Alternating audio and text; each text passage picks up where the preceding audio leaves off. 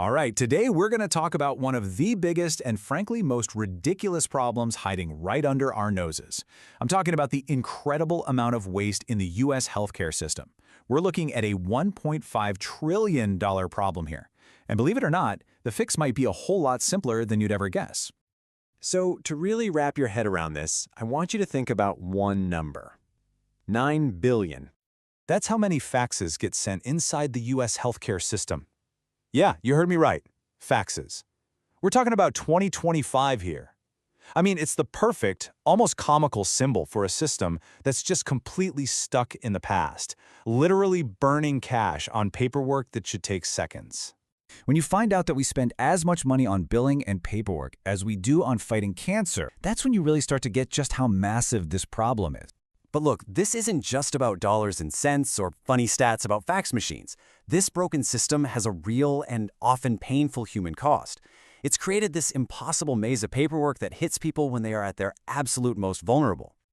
So let me tell you about a guy named George. He's a 78-year-old Navy vet, and he's got congestive heart failure. Now, he has 4 different kinds of coverage: VA, Medicare, Medicaid, and TRICARE. You'd think, wow, this guy must be set. He's totally covered. Well, that's exactly where the nightmare starts. So his doctor says he needs a life-saving defibrillator. Simple enough, right? Wrong. His care team had to send out 4 separate prior authorization requests, one to each of his 4 different insurance systems. And what did they get back? 3 conflicting answers. The whole thing ate up 27 hours of staff time. And while they were all waiting, George collapsed. It was nearly fatal. The result? A trip to the emergency room and a bill for $186,000. And the worst part? This kind of thing isn't some rare fluke. It's what happens every day because the system is so completely disconnected. So why? Why does this even happen? Well, it's because we've basically built 2 completely separate healthcare systems that run side by side. On the one hand, you have the clinical side. 96% of doctors and hospitals use modern electronic health records, which is great. But then you have the administrative side, the billing, the authorizations, all that stuff. And that side is stuck using tech from the 1980s, with dozens of different web portals that don't talk to each other. It's like these 2 systems are speaking completely different languages. They just can't communicate. And this quote it sums up the whole mess perfectly. Your doctor has everything they need, all your data, right there on a computer. But your insurance company's system can't read it. So what's the brilliant solution? They fax each other. The whole architecture was designed before the internet as we know it even existed. And patients, well, we were kind of an afterthought. Okay, but what if there was a way to finally build a bridge between these 2 worlds? Well, there is, and the solution is actually kind of brilliant, and it's inspired by a totally different industry that figured this exact same problem out decades ago. I'm talking about banking. The answer is to build the one piece of infrastructure that healthcare has been missing all along: a smart health hub. The easiest way to think about it is like a neutral 3-way connector, a central hub. It doesn't actually store any of the data. It just creates the pipes, the connections that let doctors, insurance companies, and most importantly, patients all talk to each other in real time, instantly and securely. Okay, so let's replay George's story, but this time with the hub. His doctor submits one single request to the hub. The hub instantly and securely pulls the clinical notes it needs from the doctor's system, packages it all together, and sends it to all 4 of George's insurance plans at once. An approval comes back in seconds, not weeks. The entire process? It takes about 30 seconds.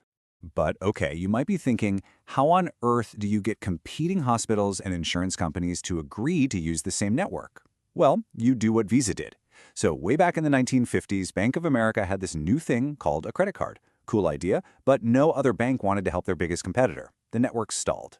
The real breakthrough happened when they spun the whole thing off into its own neutral, independent company that was governed by all the member banks.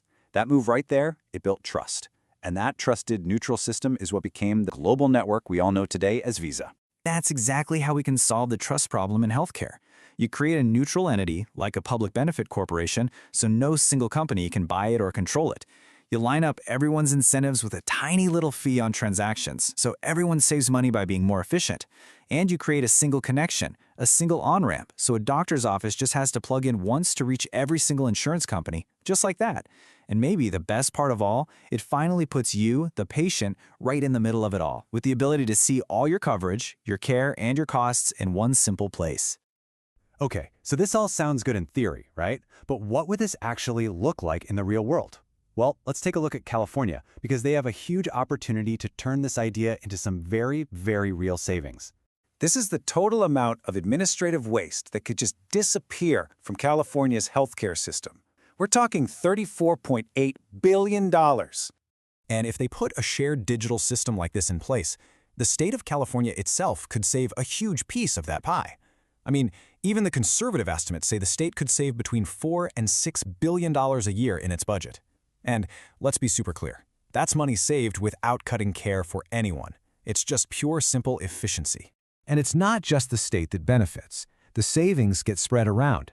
Doctors and hospitals, they save anywhere from $3 to almost $6 on every single claim they process. The insurance companies, they save money too. See, when everyone gets a piece of the savings, everyone has a really good reason to get on board. It's a classic win-win. But at the end of the day, this is about so much more than just saving money. This is really about changing healthcare from a system that runs on paperwork to a system that actually works for people. Think about it. For doctors, it means getting an okay for a procedure in seconds instead of weeks. It means getting paid in 3 days, not 90. For you and me, the patients, it means no more of those awful surprise bills. For small, rural hospitals that are just barely hanging on, this kind of efficiency could literally be the thing that keeps their doors open. It just makes the whole system better for everybody. You know, when you peel back all the layers, the tech talk, the billions of dollars, the goal here is actually really, really simple. It's just about making it easier for everyone to get and stay healthy. The technology to fix this already exists. The blueprint for building a network everyone can trust. It's been done. The chance to save billions of dollars and, way more importantly, to make sure stories like George's don't happen again, it's right there, right in front of us. So the question really isn't how anymore. The real question is when.